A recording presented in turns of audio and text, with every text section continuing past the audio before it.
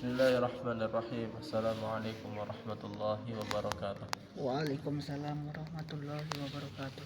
Alhamdulillah nahmaduhu wa nusalli wa nusallimu ala Rasulillah wa ala alihi wa ashabihi wa man tabi'ahu dah amma ba'd. Qala Allah ta'ala fi kitabihil karim yarfa'illahu alladhina amanu minkum walladhina utul ilma darajat. Qala an-nabiy sallallahu alaihi wasallam talabul ilmi faridatun ala kulli muslimin wa muslimah atau kama qala sallallahu alaihi wasallam. Subhanaka la ilma lana illa ma 'allamtana innaka antal alimul hakim. Rabbi zidni ilma warzuqni minka fahma. Allahumma inni a'udzubika an adilla aw udalla aw azilla aw uzalla aw azlima aw uzlam aw ajhala wa jalla alayya hasbunallah wa ni'mal wakil ni'mal maula wa ni'man nasir. Alhamdulillah, pada hari Ahad tanggal 3 ini insyaallah kita akan memulai mengkaji kitab Adabul Alim wal Muta'allim karya Syekh Muhammad Hashim Al-Ash'ari Al-Jumbani atau karya Hadratus Syekh Hashim Ash'ari rahimahullah, seorang pendiri daripada Nahdlatul Ulama, Jam'iyah Nahdlatul Ulama. Kitab ini judul lengkapnya Adabul Alim wal Muta'allim fima yahtaju ilaihi al-muta'allim fi ahwali ta'allumihi wa ma yatawaqqafu alaihi al-mu'allimu fi maqamati ta'lim. Adab-adab, tata keramah, etika, sopan santun seorang alim, seorang guru. Guru ketika dia mengajar harus tahu tata keramahnya. Bukan hanya murid yang harus tahu tata keramah, bukan cuma hanya murid harus tahu etika, tetapi guru juga harus tahu bagaimana etika sebagai seorang guru. Wal muta'allim, dan pelajar. Namun seseorang itu sebelum dia menjadi seorang guru pasti dia menjadi seorang muta'allim dulu, seorang pelajar dulu. Maka kalau seandainya ketika dia menjadi seorang pelajar dia sudah beretika, berkelakuan baik, berakhlak, sopan santunnya dijaga, maka insya Allah ketika dia menjadi seorang alim dia akan beretika juga. Fima, di dalam perkara, tentang perkara yahtaju, yang butuh ilahi, kepada perkara tersebut, al-muta'allimu, pelajar, fi ahwali ta'alumihi, tatkala dia sedang belajar. Jadi pembahasan di sini mengenai tentang apa saja berkaitan dengan keadaan yang harus dilakukan, sikap seorang pelajar ketika dia belajar. Wama, dan perkara apa saja ya tawaqqafu, yang wajib dikerjakan, alaihi, ke atas perkara tersebut, al-muallimu, seorang muallim, seorang guru, fi maqamati ta'limi, tatkala dia sedang mengajar. Dan apa saja yang wajib dilakukan oleh seorang guru tatkala dia mengajar.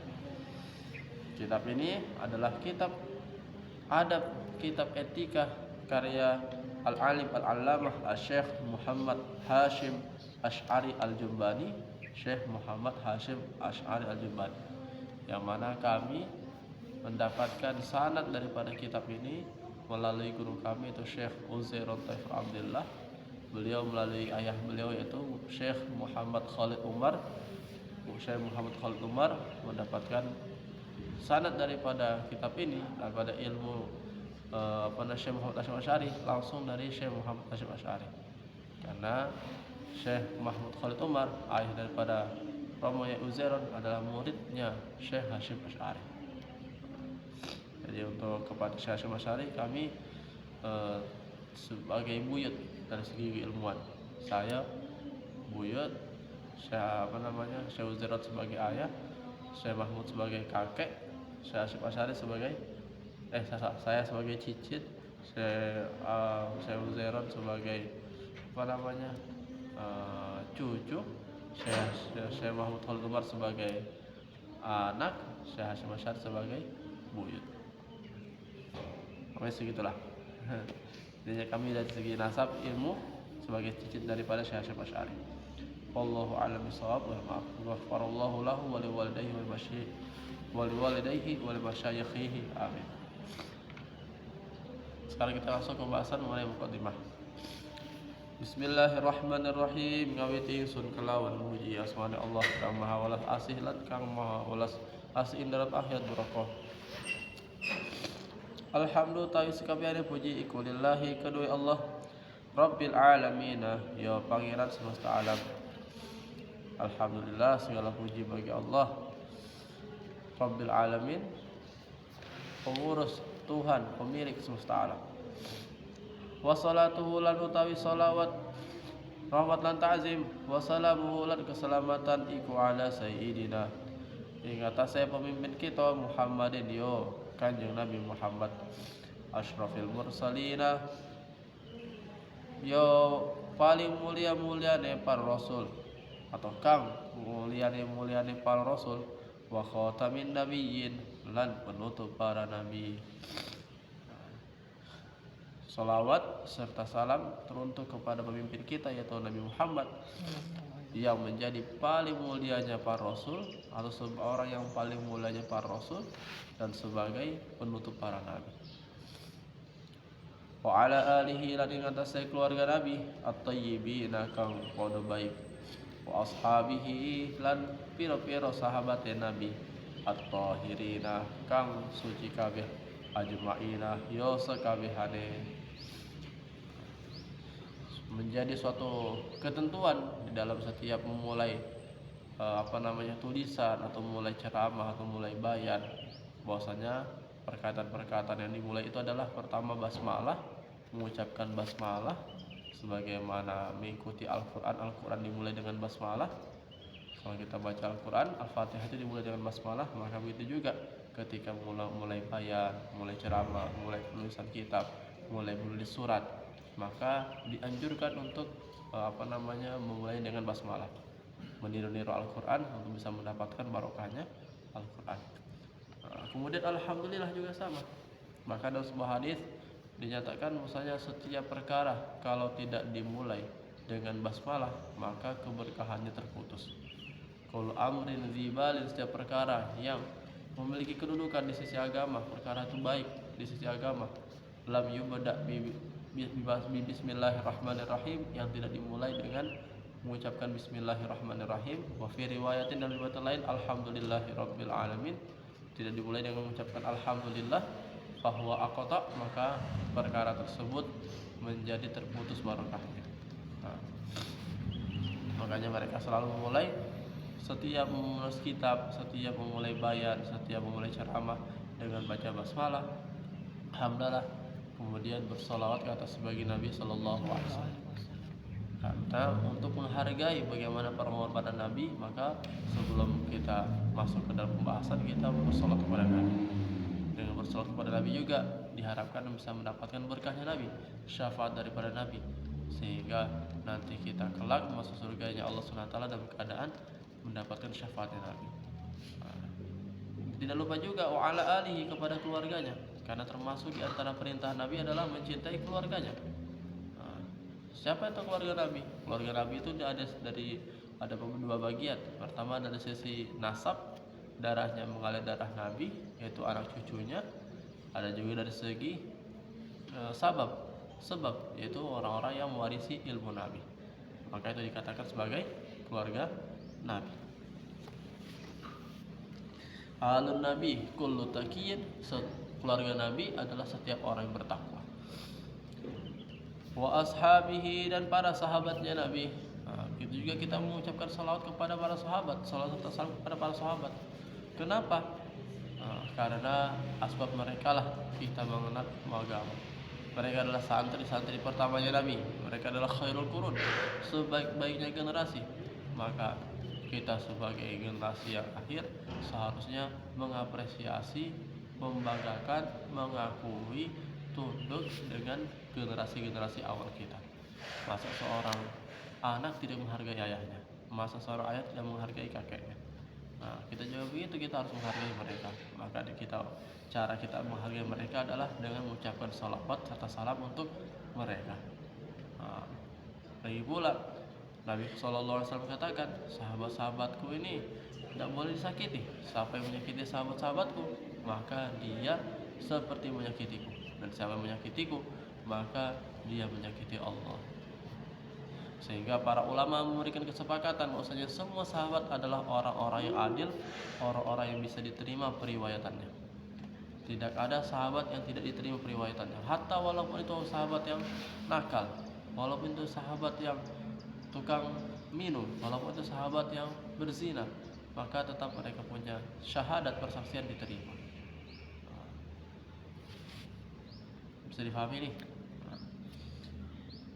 Amma ba'du, selepas mengucapkan amma ba'du anapun utawi selepas mengucap basmalah, hamdalah, sholawat serta salam iku faqad rawiya mongko teman-teman wis diriwayatake apa hadis an Aisyah radhiyallahu anha saking Sayyidah Aisyah radhiyallahu anha an Rasulullah sallallahu alaihi wasallam saking Rasulullah sallallahu alaihi wasallam qala ngendika sinten Rasul hakul waladi utawi hake anak ala walidihi kang wajib ing atase ayahe anak apa iku ayyuh sina salah hakul waladi utawi hake anak ala walidihi kang wajib ing atase ayahe anak ayah walad iku ayyuh sina yen to memperbagus sapa si walid ismahu ing jenenge walad wa yusina lan memperbagus sapa si walid bardoahu ing nyusui anak wa yusina lan memperbagus sapa walid adabahu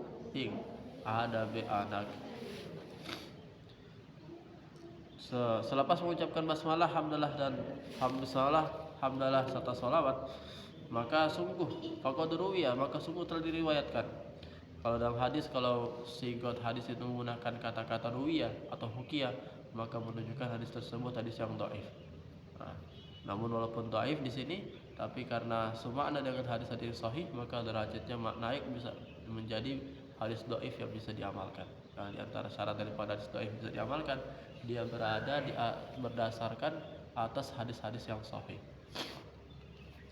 Maka semua telah diriwayatkan dari Sayyidah Aisyah radhiyallahu anha. Sayyidah Aisyah ini istri Nabi sallallahu alaihi wasallam. An Rasulullah sallallahu alaihi wasallam, dari baginda Rasulullah sallallahu alaihi wasallam beliau bersabda, hakul waladi ala walidi, haknya seorang anak yang wajib ditunaikan oleh orang tuanya. Apa itu? Ayyuhsina ismahu. Yang pertama adalah ayahnya memberikan nama yang bagus untuk dia. Maka itulah haknya seorang anak yang wajib ditunaikan oleh seorang ayah. Jangan sampai seorang ayah memberikan nama kepada anaknya dengan nama yang enggak bagus. Kletong atau apa, coro atau apa, kambing, lembu, apa lagi, ayam bahasa Jawanya apa itu? Kan kalau kita baca sejarah-sejarah Sriwijaya itu kan nama-nama orang itu nama-nama binatang semua. Ayam kah, lembu kah, sapi kah, babi kah, bagong. Maka itu nggak boleh.